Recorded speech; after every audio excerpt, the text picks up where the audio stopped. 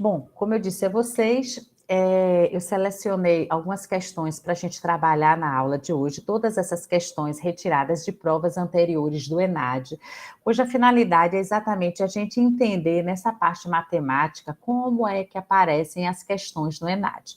Muitas das questões presentes no ENAD são questões aplicadas, então a matemática, ela muitas vezes subsidia questões de econometria, subsidia questões aplicadas de microeconomia, mas para que não haja essa posição entre as disciplinas, as questões que eu selecionei hoje as diferentes provas do ENAD, desde 2006 até 2018, são questões mesmo voltadas para o conteúdo realmente da matemática que a gente vem trabalhando ao longo do tempo, ok? E aí, logo de início, eu vou trazer para vocês,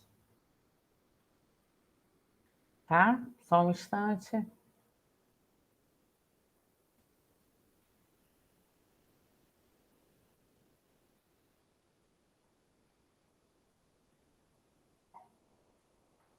Eu vou trazer aqui para vocês, espero que vocês estejam visualizando. Caso não estejam, por favor, liguem os microfones e se manifestem, tá?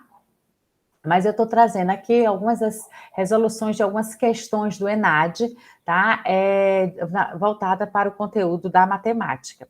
E aí nós vamos começar essa nossa aula, essa ação de extensão para o ENAD, com a questão 14 do ENAD de 2006. Tá? Trata-se de uma questão que aparentemente, no primeiro olhar, parece ser de alguma equação econométrica, mas na verdade trata-se de uma questão de álgebra linear. Tá? A questão diz o seguinte: um economista deseja verificar se as variações do consumo são determinadas pelas variações da renda. Segundo a fórmula, e aí ela coloca aí, né? A variação do consumo é igual a alfa mais beta mais delta, que aí seria a renda em um determinado intervalo de tempo, mais o erro, né? Para tal, coloca as variações do consumo no vetor Y e as variações da renda na segunda coluna da matriz X, abaixo. E implementa mínimos quadrados ordinários para estimar os coeficientes onde o apóstrofo denota transposição.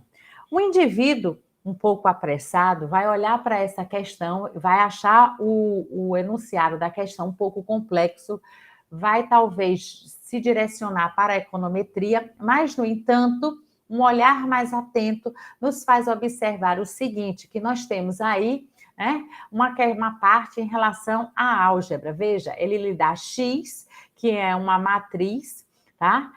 Cujos elementos são 1, 3, 1, 5, 1, 6, e lhe dá Y, que é uma outra matriz, na verdade, um vetor coluna, cujos elementos são 2, 4 e 5. E aí ele diz, então, a seguinte proposição está correta. Veja, não tem nada a ver com uma questão de econometria.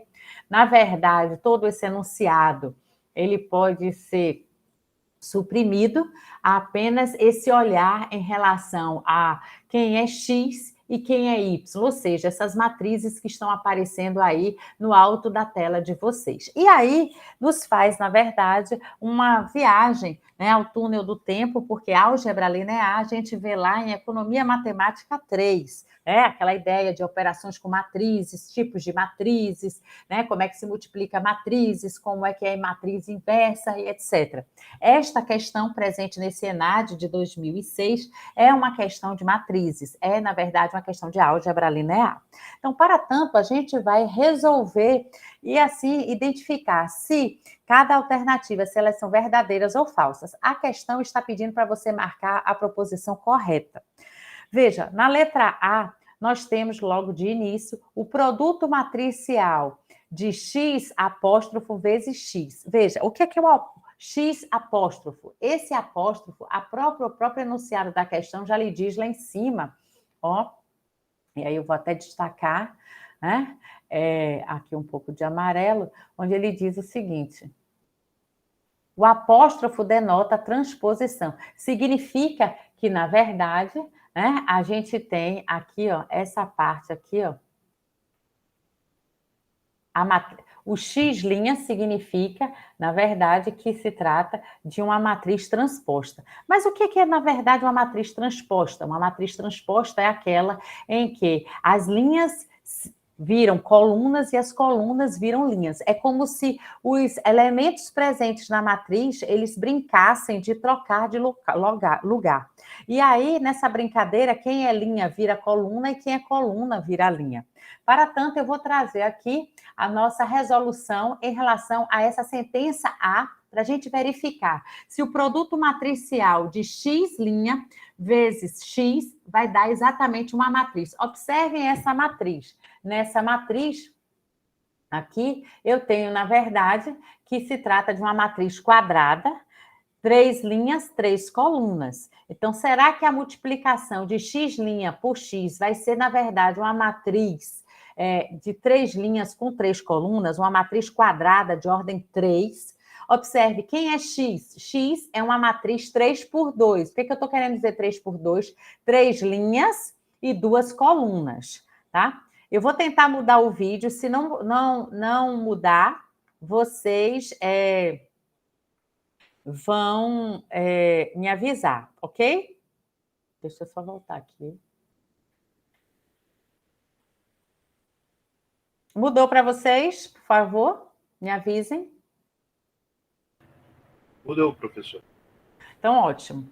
Vamos agora para resolver e perceber se essa sentença A, se ela é verdadeira ou não. Eu estou trazendo aqui, e aí eu vou ampliar, tá? Para ficar melhor, para vocês conseguirem visualizar aí na tela de vocês. Eu tenho aí a matriz X e a matriz Y. Observe, a matriz X é de dimensão 3 por 2. Vamos acompanhar aqui, ó, 3 por 2. São 3 linhas e 2 colunas. A matriz Y é de dimensão 3 linhas e 1 coluna. Quem seria X'?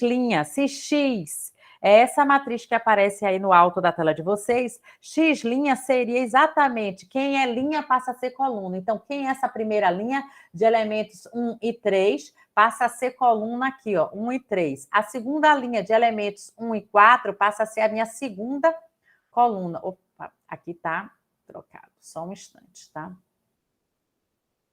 Opa. Vou ter que... Só um instante. Aqui é de elemento 1. Aqui é 4. E por último, a minha linha de elementos 1 e 5 passa a ser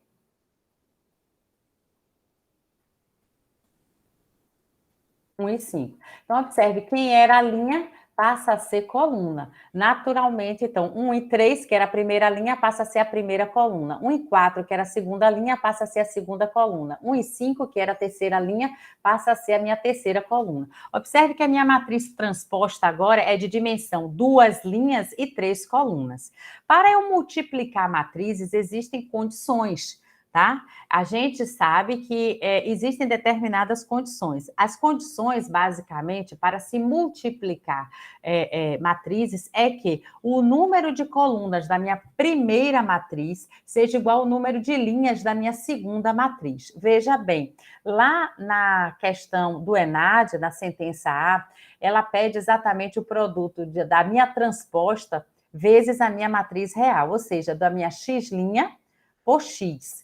Esse produto de X' e X, ele é possível desde que o meu número de colunas da minha primeira matriz, nesse caso aqui, 3, seja igual ao número de linhas da minha segunda matriz, nesse caso, 3. Como 3 é igual a 3, a multiplicação, ela é possível, tá? Então, eu posso multiplicar X, essa matriz aqui em cima, pela sua transposta.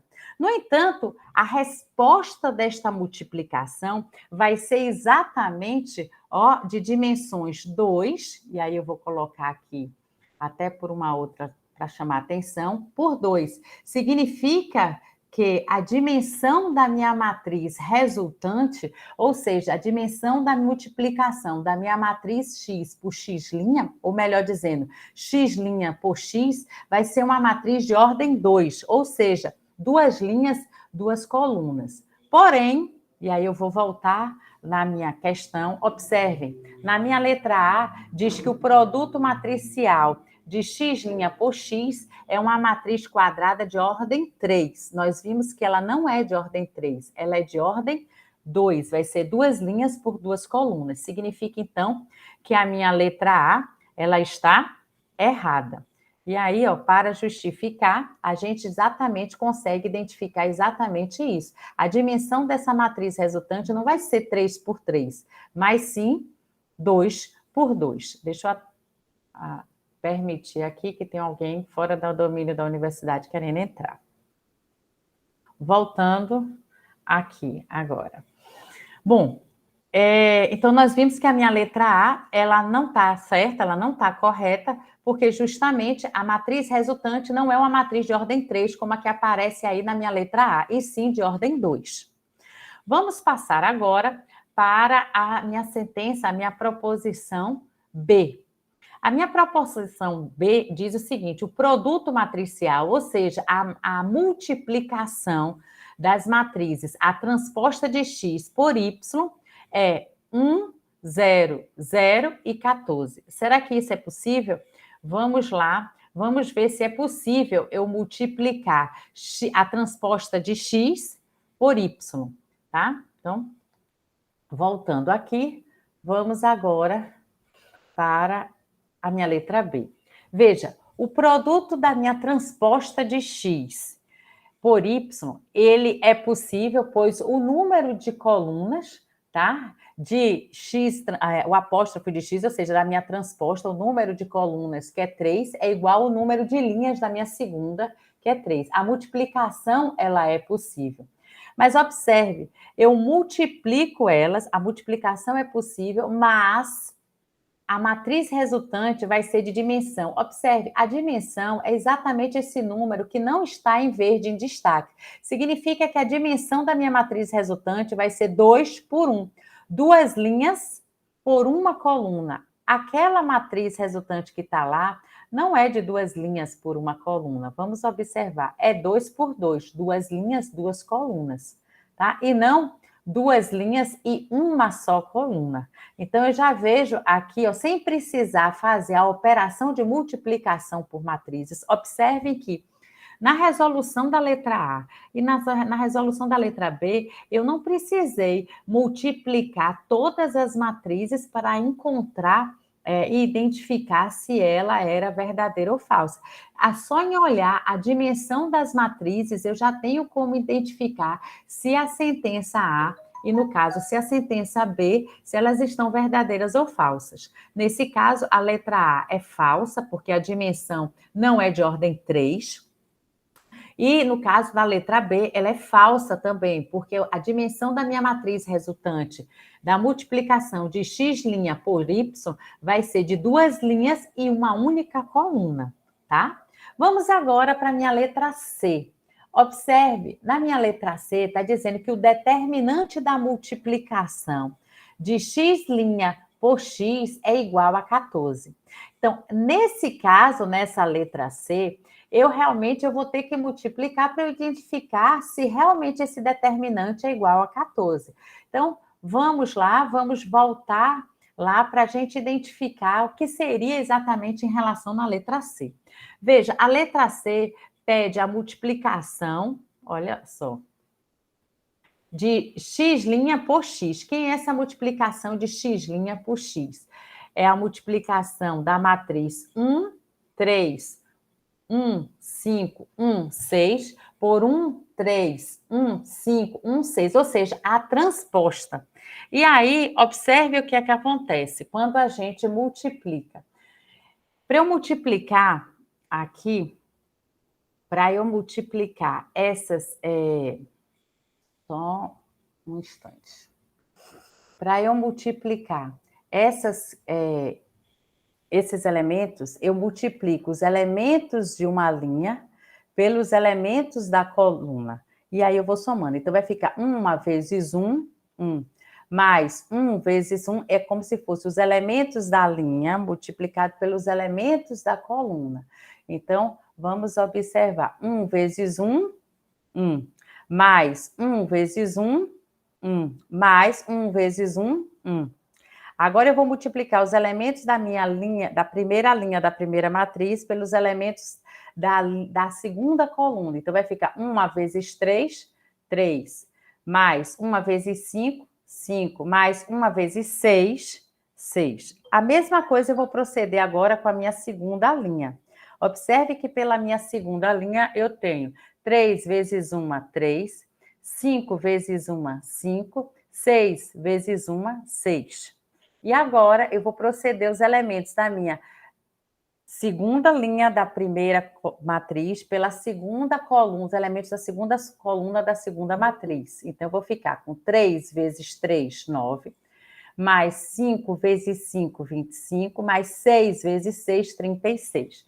Aí é só operacionalizar, ou seja, 1 mais 1 mais 1, que vai dar 3, a disposição do elemento na posição A11 é 3. 3 mais 5, 8. 8 mais 6, 14. A disposição do elemento na posição A12, a primeira linha, a segunda coluna. A disposição no somatório dos elementos 3 mais 5, 8, mais 6, 14. Tá? A disposição do elemento A21, segunda linha, primeira coluna. E, por fim, a somatório operacional dos elementos 9 mais 25 mais 30, totalizando 70, na disposição dos elementos, do elemento A22. Vejam bem, a questão está solicitando, na verdade, o determinante. Para ser o determinante, a gente vai multiplicar os elementos da minha diagonal principal e subtrair da multiplicação dos elementos da minha diagonal secundária. Então, observe, vai ficar 3 vezes 70 menos 14 vezes 14, ou seja, 210 menos 196, e aí vai dar 14. Retornando lá para... Ô, professora, no lugar do Diga. 30, não seria 36? Ô, querido, obrigado. Obrigado. Sim, sim, sim. Sim. Só um instante aqui. Deixa eu só olhar aqui uma coisa, tá?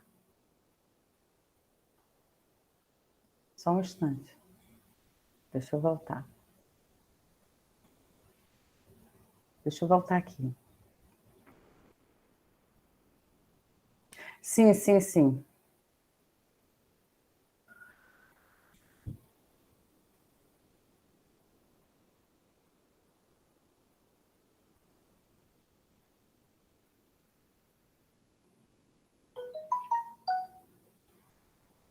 Deixa eu voltar aqui.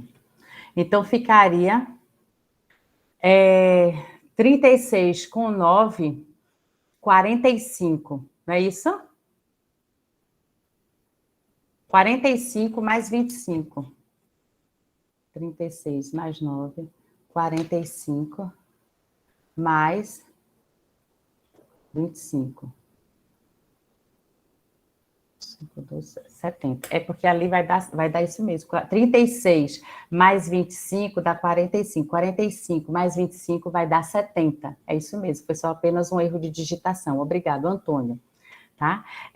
A gente fazendo a multiplicação dos elementos da diagonal principal, 3 vezes 70, e subtraindo da multiplicação dos elementos da diagonal secundária, ou seja, 14 vezes 14, eu vou ficar exatamente como resposta deste determinante, que é um determinante, observe, de uma matriz resultante da multiplicação que ocorreu entre a matriz X e a sua transposta, ou seja, a sua transposta por X, né? E aí a resposta deu 14. Vamos observar lá como está na prova do ENAD.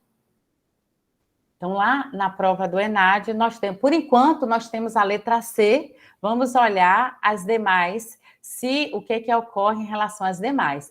Por enquanto, essa questão em relação ao determinante, a resposta correta é a letra C. Mas eu gostaria de continuar a questão apenas para mostrar a vocês o porquê o que acontece em relação às demais alternativas nessa questão de álgebra linear.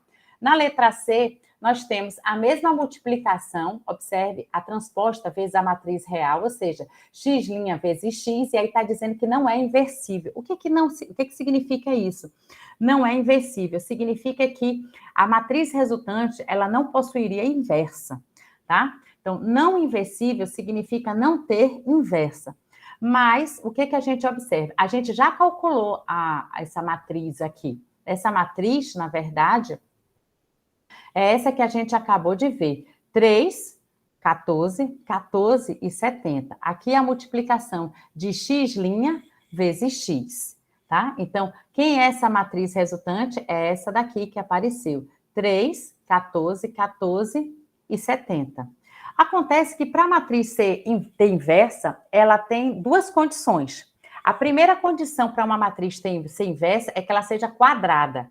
E isso realmente é verdade, porque ela é quadrada, ela é de ordem 2. Duas linhas, duas colunas. A segunda condição para uma matriz ser inversa é que seu determinante seja diferente de zero. E se a gente observar bem, essa letra C, ela já responde, na verdade, porque quando ela pede o seu determinante, você calculou, você achou 14. Você já percebeu aqui pela letra C que o determinante é diferente de zero. Então, na letra D, a letra D está errada, porque, na verdade, ela possui inversa. Ela, além de ser quadrada, tá? Ela tem um determinante diferente de zero. Logo, a matriz resultante da multiplicação de x' por x, ou seja, da transposta de x pela matriz verdadeira x, ela possui inversa sim. Então, é por isso que a letra D ela está errada. E aí nós temos a alternativa E ainda. A prova do ENAD traz até a letra E. E na letra E está dizendo, dadas as dimensões x' e y, x' vezes y não é um produto possível. Eu chamo a atenção aqui, ó, a própria questão, ela lhe dá a resposta. Então, se a gente tiver cautela para a gente responder a prova do Enem, ela mesma, de alguma forma, seja no enunciado, ou seja nas próprias alternativas, ela já lhe induz a um certo caminho no qual você pode vamos dizer assim, seguir e responder as questões. Quando a alternativa E traz, dadas as dimensões, veja, ela está lhe dizendo, olha, você não precisa, se você olhar para as dimensões da matriz, você não precisa multiplicar a transposta de x por y. Veja, ela lhe diz, dadas as dimensões de x' e y, não é um produto matricial possível. Ela está querendo dizer que a multiplicação de x' por y não é possível. Veja bem, a gente viu que, aí voltando para o enunciado, tá? A gente viu que x', na verdade, é uma matriz, deixa eu voltar o slide, x', que é a transposta, é uma matriz de dimensões 2 por 3, duas linhas, 3 colunas. A gente viu que a dimensão de y é 3 por 1, ou seja, 3 linhas, uma coluna. Então, observe, para eu multiplicar, a gente observou que a gente precisa que o número de colunas da primeira matriz seja igual ao número de linhas da segunda matriz. Só precisa atender essa condição para eu multiplicar a matriz. E quando eu olho as dimensões de x', a dimensão de x' é 2 por 3, duas linhas por 3 colunas. Vezes y, cuja dimensão é 3 linhas por uma coluna. O número de colunas da primeira matriz é igual ao número de linhas da segunda matriz, o que me atesta, basicamente, que é possível, sim, a multiplicação de x' por y, ou seja, da transposta de x por y. Então, nesse caso, a questão 14 do ENAD de 2006, a resposta correta seria a minha letra C. Então, ó, seria exatamente essa letra aqui, a minha letra correta. Vou marcar aqui para que a gente identifique exatamente qual seria a matriz correta. Alguma dúvida em relação a essa questão? Ou eu posso, já adiantando, ir para a questão seguinte?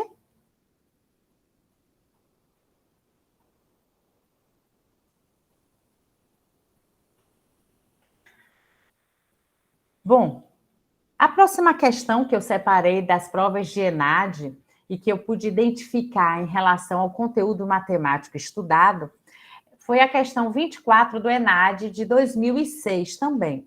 Veja, a questão anterior que eu selecionei traz uma questão de álgebra linear que envolve, na verdade, conhecimentos sobre multiplicação de matrizes, reconhecimento da dimensão das matrizes, né?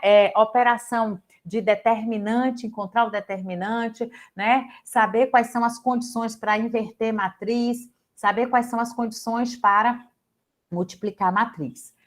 Essa questão 24 do ENAD de 2006, é uma questão que, na verdade, traz a ideia de percentual. Tá? Percentual, vocês veem um pouco na parte da matemática financeira, um pouco misturado com algumas coisas de estatística e, de certa forma, trabalham também com percentual em algumas questões, inclusive de elasticidade. Né? A questão 24 diz o seguinte: um consumidor ganha R$1.000 por mês de renda. Uma pessoa que você conhece, próxima a você, ganha R$1.000. Ela gasta R$200 mensalmente com alimentos, tá? R$300 com aluguel, R$100 com transporte e R$100 com saúde, onde envolve basicamente remédios, seguros e médicos. Se o preço dos alimentos cair 10%, o aluguel cair 15%, o preço do transporte aumentar 5%, os serviços de saúde encarecem 10% e os demais preços não se alteram, então a renda desse consumidor, e aí ele quer saber o que é que acontece basicamente com esse consumidor. Será que a renda dele vai sobrar mais dinheiro? Vai faltar? O que é que vai acontecer se ocorrer essas variações? Veja, é uma questão que traz, na verdade, uma parte absoluta, concreta, mas também traz uma parte em termos de percentual. Veja, ele quer saber pelas alternativas. Na alternativa A, ele diz que a renda do consumidor aumenta no máximo 5%. Na alternativa B, diz que aumenta no mínimo 5%. Na alternativa C, diz que não se altera, havendo compensação entre os preços. Na letra D, diz que diminui aproximadamente 5%. E na letra E, diz que diminui no mínimo 5%. Observe, existem algumas alternativas aí bem parecidas, né? Tanto no sentido de aumenta, como no sentido de diminui, e aí tem uma bem diferente do parâmetro, que é aquela quando se diz em relação a não se altera. Bom, antes de mais nada, vamos ver qual era a condição desse consumidor num primeiro momento. Naquele momento em que ele ganhava R$1.000, gastava 200 com alimentos, 300 com aluguel, 100 com transporte e 100 com saúde. Naquele momento, o que é que acontecia na renda desse consumidor? Observem. Vamos olhar primeiro para o canto esquerdo, tá? Da tela que está aparecendo aí. Veja, no primeiro momento, o indivíduo gastava 200 com alimentos, 300 com aluguel, 100 com transporte, 100 com saúde. O total de gastos nesse primeiro momento totalizava R$700.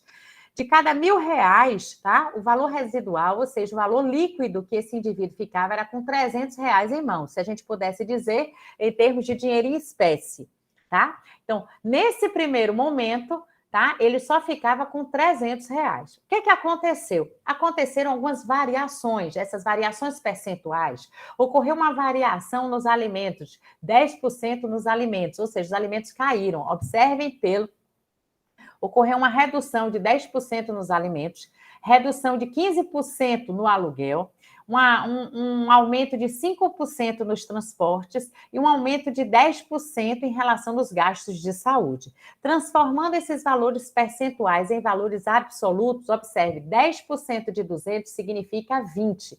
Então, significa que os alimentos reduziram R$20. Significa que esse indivíduo está gastando agora, nesse segundo momento, R$180 com alimentos. Quando ocorreu uma redução de 15% em relação ao aluguel, na verdade, caiu o aluguel em R$ 45.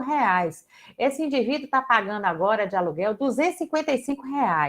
Ocorreu um aumento de 5% em relação aos transportes. Significa que aumentou o transporte em R$ 5. Ele antes gastava 100, ele agora está gastando 105.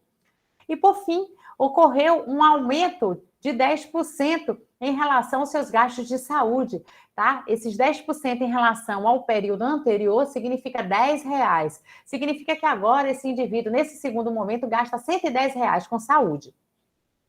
Notem, somando os gastos nesse segundo momento, nós temos agora que 180 mais 255 mais 105 mais 110 totalizam os gastos nesse segundo momento, tá? Em torno de 650. Totaliza um gasto nesse segundo momento de 650. Então, observem o que aconteceu. R$ 1.000 menos os 650, agora esse indivíduo ficou com um valor residual, ou seja, um valor líquido de 350. Opa, só aí você já começa a eliminar pelo menos 3 das alternativas que aparecem ali. Porque, na verdade, ele não teve uma perda, ele não teve uma redução. Bem pelo contrário, ele teve um aumento. Então, das 5 alternativas presentes lá na questão, observe, pelo menos as 3 últimas, a letra C, a letra D e a letra E, não são verdadeiras, porque assim, ó, não se altera havendo compensação entre os preços, isso é falso, porque no primeiro momento o indivíduo ficou com R$ 300 líquidos e no segundo momento com R$ 350 líquidos, dado exatamente após estas variações que ocorreram. Aqui na letra D diz que diminui aproximadamente 5%, não é verdade, não diminui, muito menos na letra E, que também não diminui. Vamos voltar para lá para verificar o que aconteceu e quanto foi essa variação, quanto representa essa variação. Notem agora o seguinte, antes esse indivíduo ficava com 300, agora, nesse segundo momento, ele fica com 350. Se a gente for operacionalizar, observe, 350 menos 300 dividido por 100 dá 0,5, que significa 5%. Na verdade, ocorreu uma variação de 5%, de 300 para 350, a renda desse indivíduo variou em 5%. Variou para quê? Variou para mais. Significa que houve um ganho nesse indivíduo, tá? Houve um ganho na renda desse indivíduo, tá? Houve exatamente uma variação para mais na renda desse indivíduo. Ocorre que na questão desse ENAD, na letra A, ele diz basicamente, e aí eu vou voltar, retornar à questão para que a gente consiga perceber um detalhe, ele diz que na letra A renda desse indivíduo aumenta no máximo em 5%. E na letra B, afirma basicamente que aumenta no mínimo em 5%. Olha só, a gente já sabe que a renda desse indivíduo, ele aumentou, né? Houve um ganho líquido. E aí, ainda nessa questão, vamos observar um detalhe em relação ao seguinte. Ele pergunta em relação à renda real deste consumidor. Observe aqui, ó, é em relação à renda real. E se você observar bem, ele diz também que os preços, os demais preços, eles não se alteram. A partir dessas últimas informações presentes nessa questão do ENAD, a gente pode identificar basicamente que a renda desse indivíduo aumentou em 5% e o aumento que ele teve foi no mínimo de 5%, porque houve, na verdade, um aumento real. Se você diz e afirma na questão que os demais preços eles não se alteraram, então você já teve uma variação na renda desse indivíduo. E, basicamente, os demais preços eles não se alteraram, significa que o seu poder de compra desses 5% que você ganhou, ele aumenta, ou seja, significa que o seu poder de compra em relação até mesmo aos demais preços dos demais produtos nesta economia em que esse indivíduo, esse consumidor está, ele é como se ele ganhasse um poder de compra a mais, ele ganha ganhos reais. Então, a alternativa seria que a renda deste consumidor, ele aumenta, no mínimo em 5%, porque ele ganha esses 5%, mas esses 5%, como os demais preços se mantiveram fixos, ou seja, não se alteraram nessa economia, o poder de compra desse indivíduo, ele aumenta consideravelmente. Então, a alternativa a qual a gente deveria marcar nesta questão é exatamente a letra B. Alguma dúvida? Podemos avançar e ir para a próxima?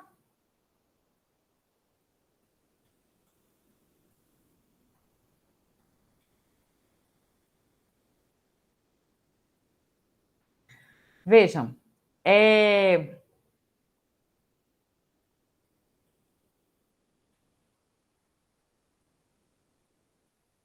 vocês estão vendo a prova, pelo menos a questão?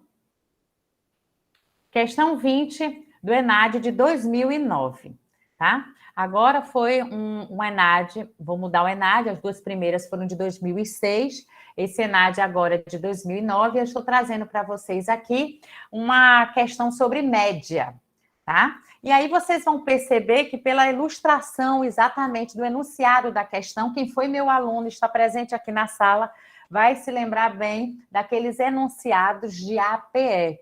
E aí eu chamo a atenção de vocês para o fato de que o MEC hoje quer a matemática aplicada, tá? A educação hoje quer a matemática aplicada. Os concursos utilizam a matemática aplicada. Aquela matemática pura, tá? Ela é dada para que a gente reúna os conhecimentos de metodologia para se resolver e entender as questões. A gente deve utilizar ela de forma aplicada. E aí vamos pegar uma questão bem sugestiva aí nesse ENAD de 2009, que traz exatamente algo curioso, parecido. Veja,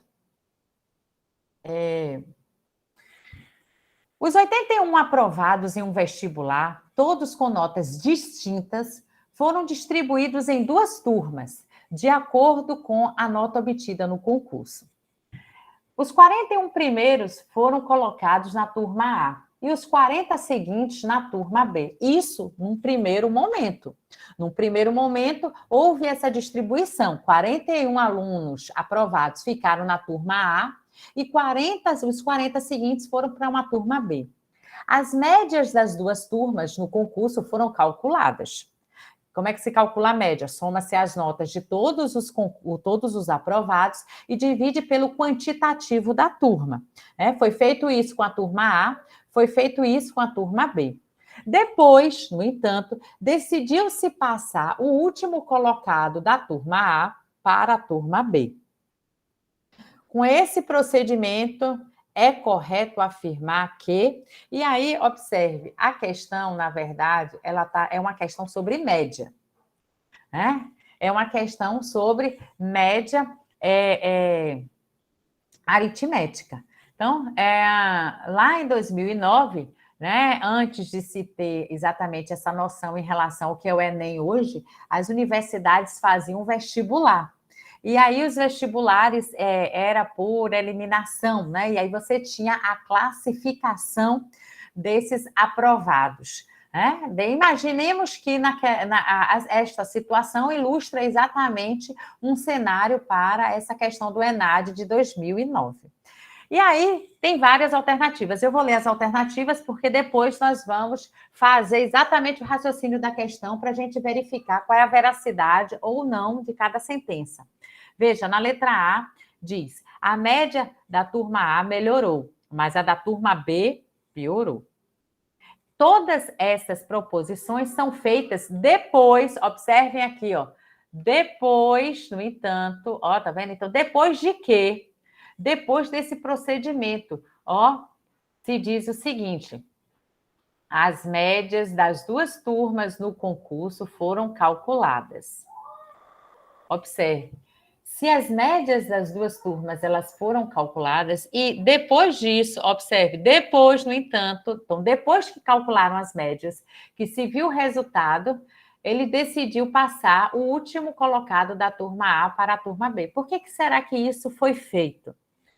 Com esse procedimento, é correto afirmar que, na letra a média da turma A melhorou, mas a da turma B piorou.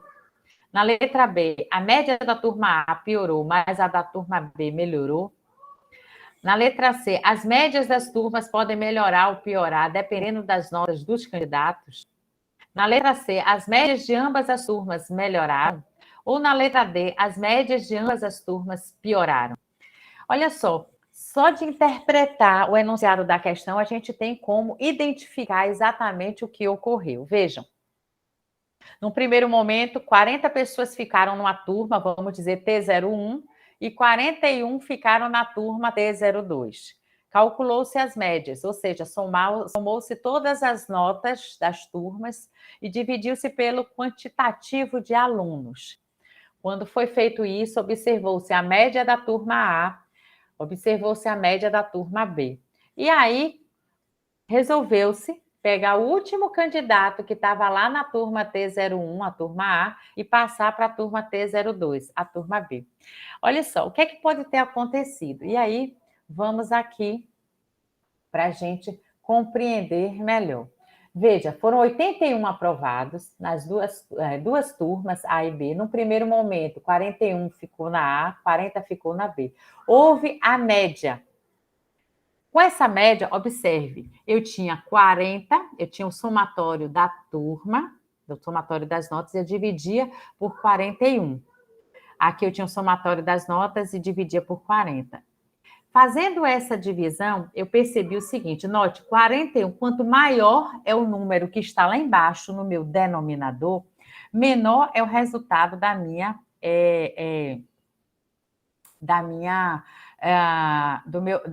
razão, né? Da minha fração aí. Quanto menor é o meu denominador, maior é o resultado. Então, veja, se eu dividir no somatório da turma A, somei todas as notas e dividi por um número que ainda é maior lá embaixo, presente no meu denominador, teoricamente, o resultado desse quociente aqui, ó, dessa minha turma A, teoricamente, daria um número menor, tá? Do que da minha turma B. Deixa eu só tirar isso aqui. Do que o da minha turma B. Só que eu tirando, se essas notas aqui todas forem tão altas, que mesmo eu tirando um elemento daqui, ou seja, mesmo eu tirando um elemento da minha turma A e passando para a minha turma B, não vai implicar em nota, vamos dizer assim, em uma diferença significativa. Ou seja, observe, se os aprovados todos foram com notas distintas e foram distribuídos de acordo com a nota, significa, deduz-se, por exemplo, que as notas foram decrescentes. Então, vamos imaginar que o primeiro candidato tirou 10, o segundo tirou 10 novamente, o terceiro tirou 9,9 e assim sucessivamente. Note que os 41 primeiros, tá? Eu somei todas essas 41 primeiras notas e estou dividindo por 41. Esse denominador aqui é maior. Teoricamente, o resultado dessa razão seria menor. Mas, se as notas forem tão altas, cujo resultado dessa razão não implicar numa diferença tão significativa em relação a B, eu posso tirar um elemento daqui, ou seja, diminuir o meu denominador aqui, passar ele para o de cá, em que a diferença entre as duas turmas, elas não vão ser, vamos dizer assim, tão assimétricas, tão diferenciadas. Ou seja, dividindo o somatório das notas da turma A por um quociente, por um denominador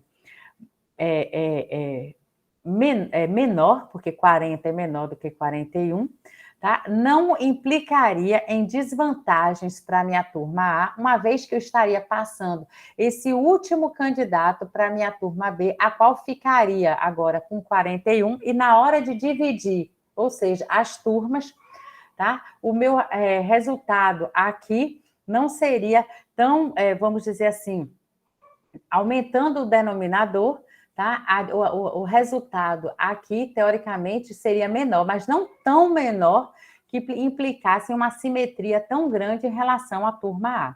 Veja, dentre as alternativas, o que nós temos? A média da turma A melhorou, mas a da turma B piorou? Não, com esse procedimento, isso não é possível se afirmar essa proposição, tá? Na letra B, a média da turma A piorou, mas a da turma B melhorou? Não, bem pelo contrário. Na verdade, observe, a média da turma A, quando você divide, após esse procedimento, quando você divide por um quociente menor, teoricamente, a nota o quociente até melhora, ok? As médias das turmas podem melhorar ou piorar dependendo das notas do candidato. Veja, os candidatos eles foram distribuídos de forma decrescente em relação às notas, tá? Então, as médias, elas não vão melhorar ou piorar, elas vão ser únicas, porque as notas dos candidatos são únicas. Então, se eles estão classificados na ordem decrescente, então a média vai ser do somatório dos 40 primeiros dividido pelo quantitativo deles, tá? Então, a letra C não pode ser.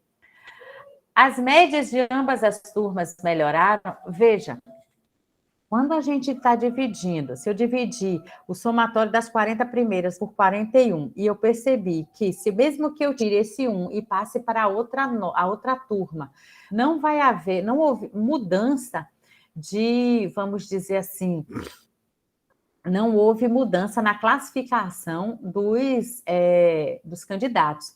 A ordem dos candidatos continua a mesma, decrescente por nota. Aí é apenas uma questão de alocação do último candidato em relação a ficar na primeira turma, em relação a ser o primeiro candidato da turma subsequente. O último candidato da turma A ainda apresenta uma nota maior do que o primeiro candidato que estava no primeiro momento presente na turma B. Significa que quando o último candidato da turma A passou para a turma B, tá? Após esse procedimento, ele é a nota mais alta presente em relação à nota da turma B, tá? E na letra E, está dizendo, as médias de ambas as turmas pioraram. A letra E não é de forma nenhuma, porque as médias de ambas as turmas, elas não pioraram. Tá? O que a gente percebe? Que as médias de ambas as turmas, elas, na verdade, aumentaram, né? Elas melhoraram. Na verdade, elas não aumentaram, elas melhoraram. Quando a gente equaciona o último candidato da turma A, o qual possui nota ainda a mais alta do que em relação a todos os candidatos que foram alocados na turma B, quando ele migra, ele ainda leva esse diferencial para lá. Então, observe, a nota dele ainda é num valor que compensa ainda a divisão no quociente ser por um número maior lá embaixo. Significa que a nota dele é uma nota ainda mais alta que alavanca a turma B. Então, tanto a letra A como a letra B são falsas, porque, na verdade, a turma A melhora e a turma B também melhora com a chegada do último colocado, ou seja, o 41, quando ele migra para a turma B, tá?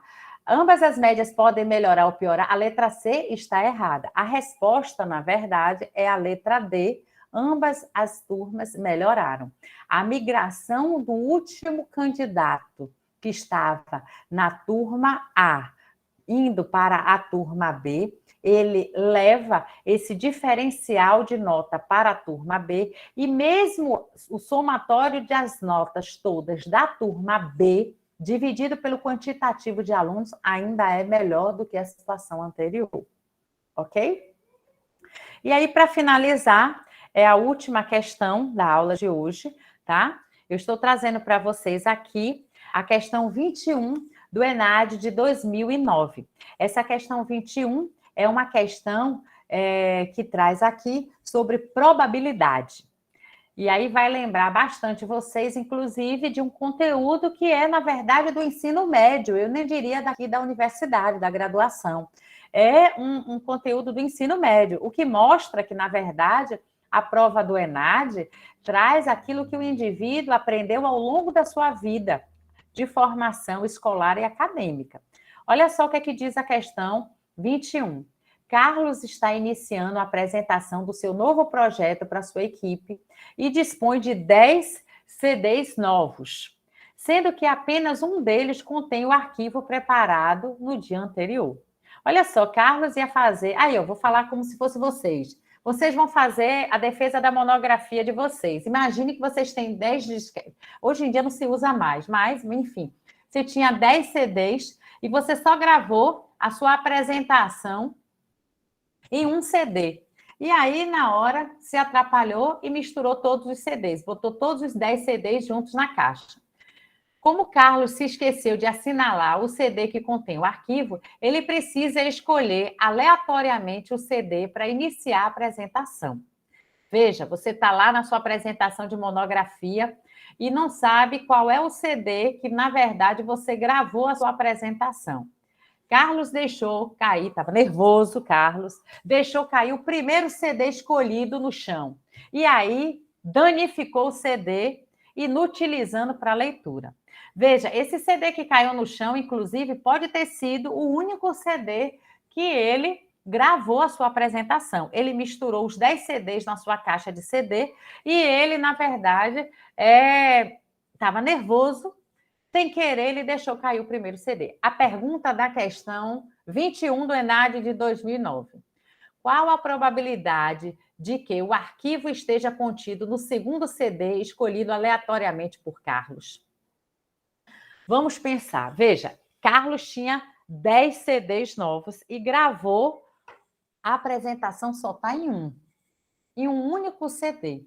Então, em relação a esses CDs que ele dispõe, só tem um CD, tá? Dentro dos 10 CDs presentes na caixa, existe um único CD que está com o arquivo da apresentação do trabalho de Carlos. Então, só aí a gente já percebe que eu tenho 1/10. E aí, se a gente observar, tem essa alternativa ali, aquela alternativa B ali, ó, está dizendo, ó, 1/10, né? Com certeza, alguns estariam marcando essa e saindo exatamente lá do ENAD de 2009, na certeza de que essa daí eu acertei. Mas veja bem,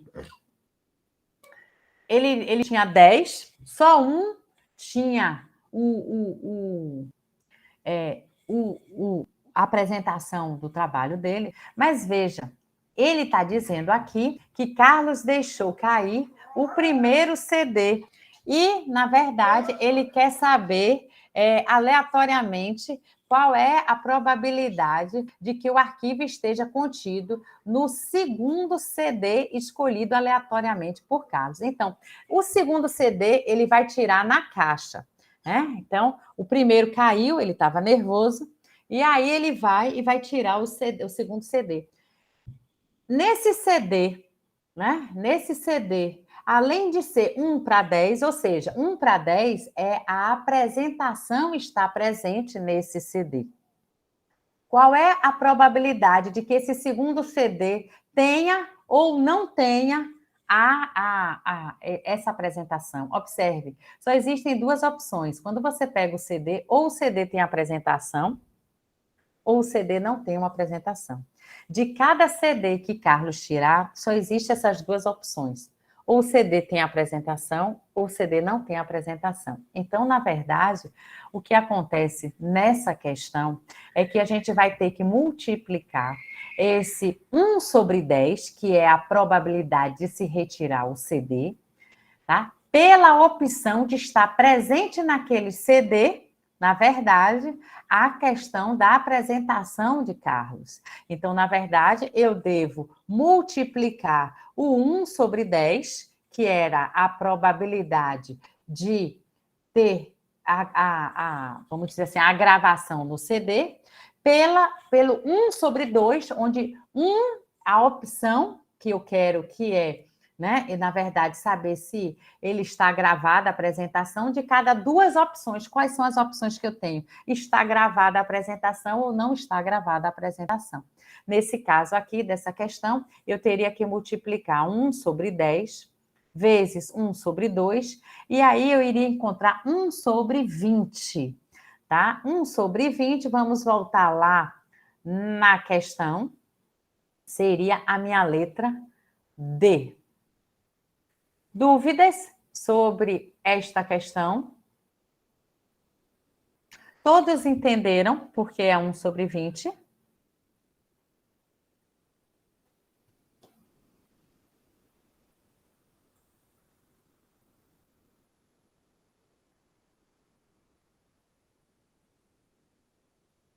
Ok. Vejam bem, a nossa ação do ENAD, tá? Trouxe essas questões na aula de hoje. Vocês perceberam que as questões que estarão presentes no ENAD podem envolver média aritmética, percentagem, probabilidade, são situações corriqueiras que do dia a dia, cotidianas, tá? E que podem estar presentes no ENAD. Vejam bem, para a nossa aula de hoje, nós vamos ficando por aqui. Na próxima sexta-feira, nós vamos ter novas questões do ENAD, agora dos ENADs mais recentes, inclusive de 2018, para que a gente possa contemplar como são as questões de matemática presentes no ENAD.